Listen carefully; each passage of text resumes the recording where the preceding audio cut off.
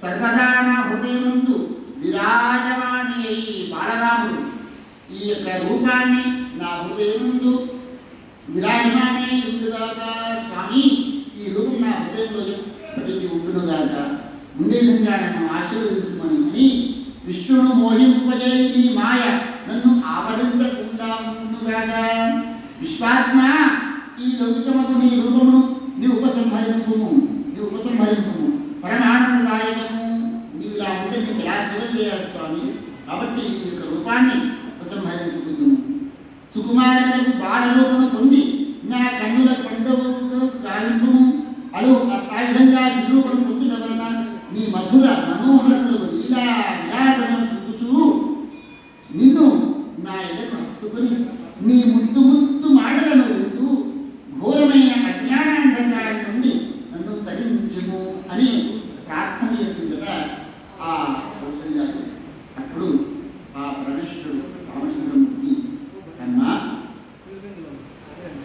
యజ్జలిష్టం తపాస్యం తత్తత్ భవతు నాన్యథా అహం తు బ్రహ్మణా పూర్వం భూమిర్భారాపముక్తయే ప్రార్థితో రావణం హంతుం మానుషత్వముపాగతః.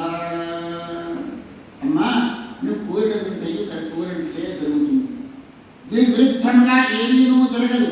పూర్వం భూభారమును తొలగించుకుని బ్రహ్మ నన్ను ప్రార్థించగా అందువలన రావణాది రాక్షసులు సంహరించుటకే నేను ఈ యొక్క మానవ రూపము ధరించుకుని.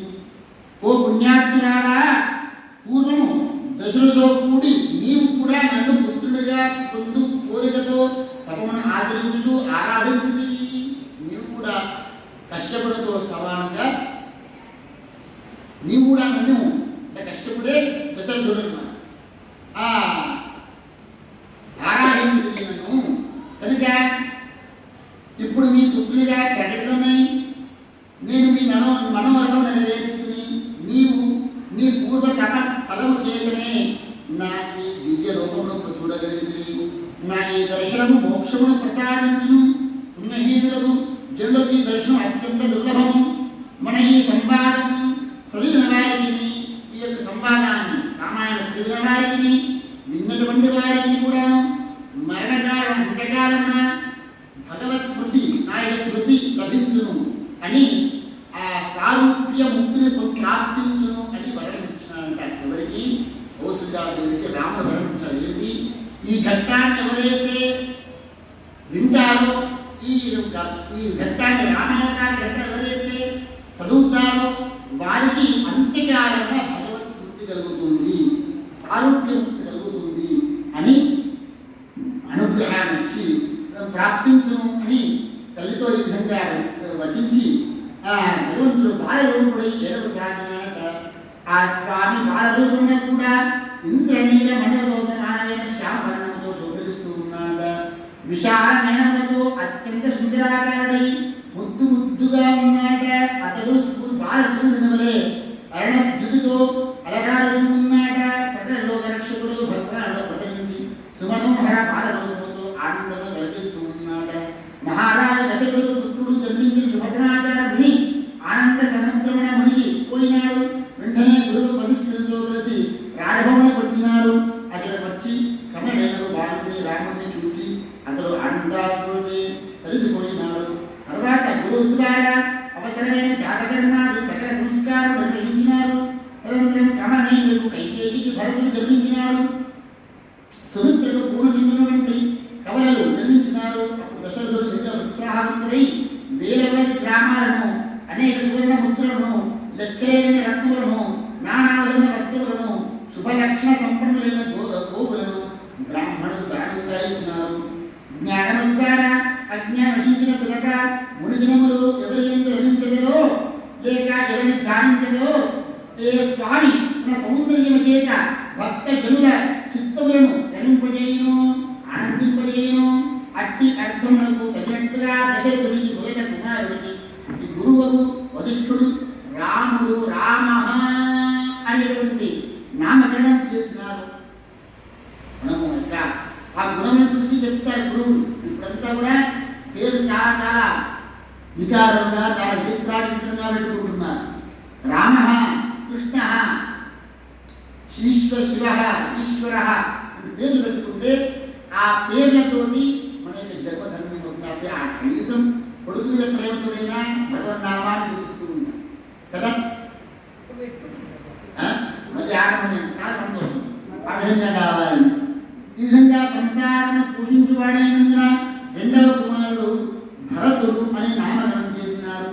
సకల శుభ లక్ష్య సంపన్నుడైన కారణమున మూడవ పుత్రుడికి లక్ష్మణుడు అనే శత్రు సంహారకుడైన నాలుగవ కుమారుడికి శత్రుఘ్నుడని పేర్లు పెట్టినారు. కౌసల్య కైకేయులు కూడాను ఇచ్చిన పాయసముల భాగం అనుసరించి లక్ష్మణుడు రామచంద్రుడు ఒక జంటగా అంటే పాయసాన్ని కౌసల్య కొంత ఇచ్చింది కదా, అక్కడ కైకేయి కూడా కొంత ఇచ్చింది కాబట్టి రాముడు లక్ష్మణుడు ఒక జంటగా, అలాగే కైకేయి సుమిత్రకు కూడా ఒక భాగం ఇచ్చింది కాబట్టి భరతుడు శత్రుఘ్నుడు ఒక జంటగా ఉండి సాగినారు. లక్ష్మణుడు అంటే సంతరించుచు శ్రీరామచంద్రుడు తన బాల్య చాపల్యముతో కూడిన అనేక లీలతో చేతులతో వచ్చి రాని చిలుక పలుకులతో తల్లిదండ్రులను చాలా ఆనందింపజేస్తూ ఉన్నాడు.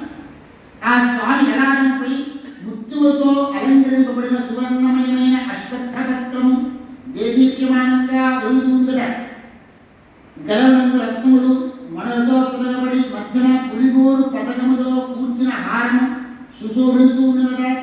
చెవుడయందు అర్జున వృక్షము యొక్క పచ్చికాయల వలె రత్న జటిత సువర్ణ కుండలములు వేలాడుతూ ఉన్నాయట. ఆ యొక్క రూపాన్ని నేను చెబుతూ ఉంటే ఆ యొక్క రూపాన్ని మనసులో భావన చేస్తూ ధ్యానిస్తూ ఉంటాయి. కాళ్లకు గణగణం రోజు మణిమయ నూపురములు బంగారు ములత్రాడు దండ కడియముల చేత రాముడు విభూషితుడయ్యున్నాయట. చిన్ని చిన్ని పలు వరుసలతో కూడి చిరు నగువులు చిందించే వదనగల ఇంద్రనీల మణివలే ప్రకాశించడి ఆ బాలుడు రాజభవన ముంగిల్లో లేగదూడల వెంట పడి పలు చోట్ల బాలకడితో దోగోచులాడుతూ వారిని చూచి మహారాజు దశరథుడు మాత కౌసల్య మిక్కిలి ఆనందిస్తున్నాడు. అనేకంగా ఆనందపడుతున్నాడు. చిన్న చిన్న ఆటలతో రాముడు ఆడుతూ ఉంది, పిల్లలు ఆడుతూ ఉంది.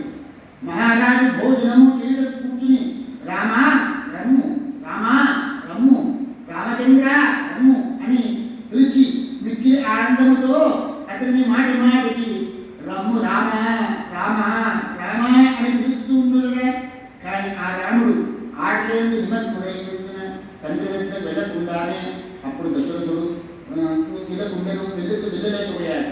అప్పుడు దశరథుడు రాముడు తీసుకుని రమ్మని కౌశల్యతో చెప్పును. కానీ యోగిజనుడు చిత్తులకు ఏకైక ఆశ్రయమైన తన కుమారుడు రాముని కౌసల్యాదేవి చిరునవ్వుతో పరుగుడుతున్నటువంటి రాముని పట్టుకోలేకపోయిందట. యశోదాదేవి కృష్ణుడు పట్టుకోలేకపోయిందో ఆ కౌసల్యాదేవి రాముని పట్టుకోలేకపోయిందట. ఆ సమయ తల్లిని అలసడ చెందినదిగా చూసి అప్పుడు రాముడే స్వయంగా బురద అంటుకున్న చేతులతో నవ్వుతూ అక్కడికి వచ్చినాడు. ఒకటి రెండు ముద్దలు తిని మళ్ళా పరిగెడుతున్నాడు.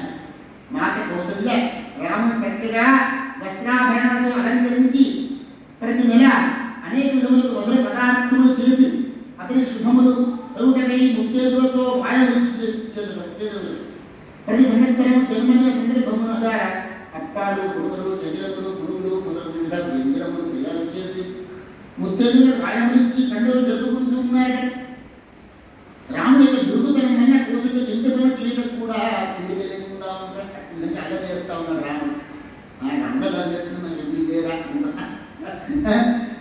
ఒకనాడు శ్రీరాముడు తల్లి వద్దకు వెళ్ళి ఆ స్వామి ఇలా పలికినాడు, అమ్మా నాకేమైనా తిను. కానీ తల్లి తన కడియందు లగ్నమై కారణంగా అతనికి మాటలు వివరలేదు. కౌసల్యాది తినడానికి ఇబ్బంది. రాముడు అంటున్నాడు, అమ్మా నాకు ఆకలి వేస్తుంది, భోజనంతే నృతం కార్యశక్తయ సతక్రోధేన భాండాని లగుడేనా. అప్పుడు ఆ జ్ఞానం ఉన్న మాటలు వినలేదట. కౌసల్య వినపడలేదు. ఏమని తినడానికి ఏమని అడుగుతుంది. అప్పుడు చిన్న కోపము నటించుతూ నటననే కదా అంతా ఆట ఆడగా నాటకరంగా జగన్నాథుడు అతను కర్రను తీసుకుని అటువంటి పాత్రని పొగలగొట్టాడట ఆ రాముడు. కుట్టు మీద నుండి పాలను పెరుగును వెన్నను కింద పడివేసినాడట. అటువంటి పాలను పెరుగును వెన్నను అతడిని అందరినీ క్రమంగా లక్ష్మణులకు భరతులకు శత్రుఘ్నులకు పంచిపెట్టినాట.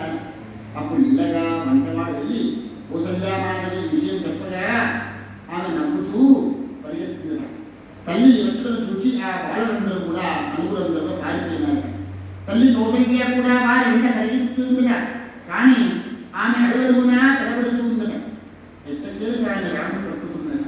ఆమె కూడా అప్పటికే వయసు దాటిపోయింది కదా. ఆ మోకాలు అప్పుడు అమ్మకు కౌసల్య ఆ విధంగా అదే ఆ వాడే రాముడిగా భావన చేస్తూ చేయాలంటే యజ్జత్కర్మ కరోమి తత్తదఖిలం శంభో కదా. కాబట్టి మీ ఇంట్లో మనవాన్ని కొడుకుని పిల్లల్ని ఆడిస్తూ రాముడిని ఆడిస్తుంటగా భావన చేస్తుంది కదా. అదే యజ్జత్కర్మ కరోమి తత్తదఖిలం శంభోదవారం. ఏ పని చేసినా అది నీకు పూజగా నీ సేవగా భావించు స్వామి అని శంకరాచార్య చెప్పారు కదా. కాబట్టి అమ్మవారి యొక్క రూపం ఆ విధంగా మనం అంతా కూడా మరణం చేస్తూ ఉంటే ఆనందం అవుతుంది. ఆ అమ్మవారు ఆ కౌసల్యాదేవి ఇప్పటికే రాముని పట్టుకుదురా. కానీ అప్పుడు ఆమె ప్రేమ వశమైన ఏమీ అనలేకపోయింది ఆ రాముని. అంతటా రాముడు బాల్య స్వభావంలో మెల్లమెల్లగా ఇలా ముందు పెట్టో ఏడుస్తున్నాడు. అప్పుడు వారందరూ భయపడుతుండగా చూసి తల్లి వారందరినీ మిగులు ప్రేమతో హృదయంలో గాఢంగా హత్తుకొని ప్రేమతో లాలించిందిగా. ఈ విధంగా జగన్నాథకారకుడు ఆనందజనుడు భగవానుడు రాముడు రామచంద్రమూర్తి మాయామయ బాలరూపమును ధరించి రాజదంపతులకు దశరథ కౌసల్యకు ఆనందింపజేస్తూ ఉన్నాడు తన అందరికీ. ఆ తర్వాత కొంతకాలం గడవగా ఆ నలుగురు సోదరులు కూడా బాల్యావస్థను దాటి కౌమారావస్థకు చేరుకున్నారు.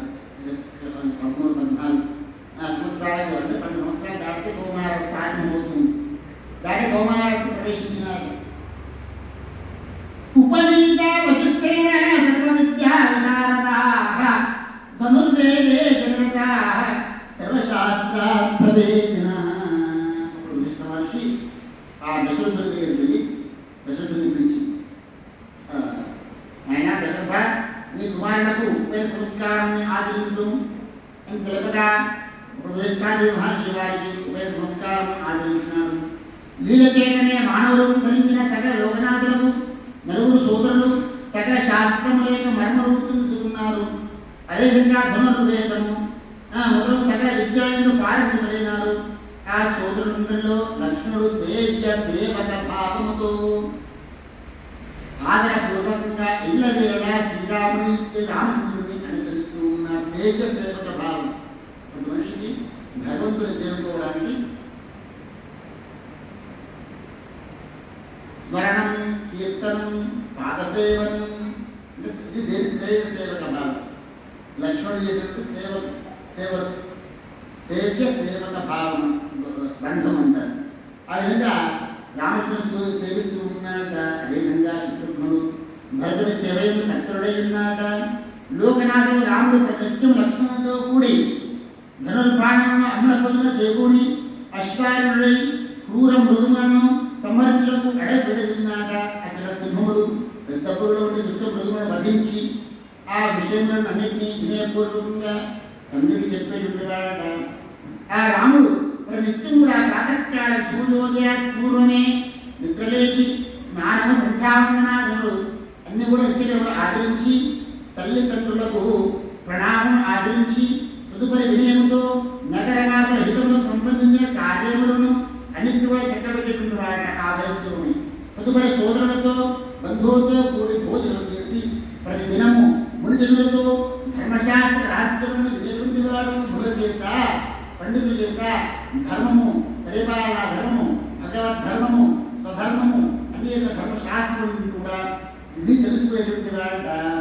ఈ విధంగా ఇట్లు నిర్వికారుడు పరిణామరహితుడు పరమాత్ముడు మానవుడిగా అవతరించి మానవ ఆచరణములను అనుసరించుచు సకల కార్యము చేస్తూ ఉన్నాడు. కానీ ఆలోచించి చూడగా ఆ స్వామి రాగద్వేష వికారములు ఏటువంటి వాడు షడ్విధ పరిణామ రహితుడు అవుట వలన అతడు ఏమను ఎవరికి కూడా ఎంత మాత్రం కూడా కించిత్ కూడా అర్థం కాకుండా ఆ కౌశల్యం జన్మించినప్పుడే భగవానుడు తర్వాత ఆమెకు మాయ చెప్పి ఆ విధంగానే పుత్రభావంలో దశరథుడికి తెలుసు అందరికీ కూడా ఆరంభంలో, కానీ ఎవరికి కూడాను ఆ మాయకు అందరూ కూడా మర్చిపోయి తన బాలుడు పిల్లవాడు రాముడిగానే ఎదుగుతూ అంటే సాక్షిమాంతుడై ఆ రామచంద్రమూర్తి కూడాను సాక్షిమాంతుడై తను ఈ విధంగా అందరికీ కూడా తెలియపడుతూ ఉన్నాడంట. ఇది శ్రీమద్ధ్యాత్మరామాయణేశ్వరంవాదే బాలకాండే తృతీయ సర్గః సమాప్తః. ఓం స్వస్తి. సీతారామచంద్ర స్వామి భగవానికి జై. హరే రామ రామ రామ హరే హరే, హరే కృష్ణ కృష్ణ కృష్ణ హరే హరే, హరే రామ రామ రామ హరే హరే, హరే కృష్ణ కృష్ణ కృష్ణ హరే హరే, హరే రామ రామ రామ హరే హరే, హరే కృష్ణ కృష్ణ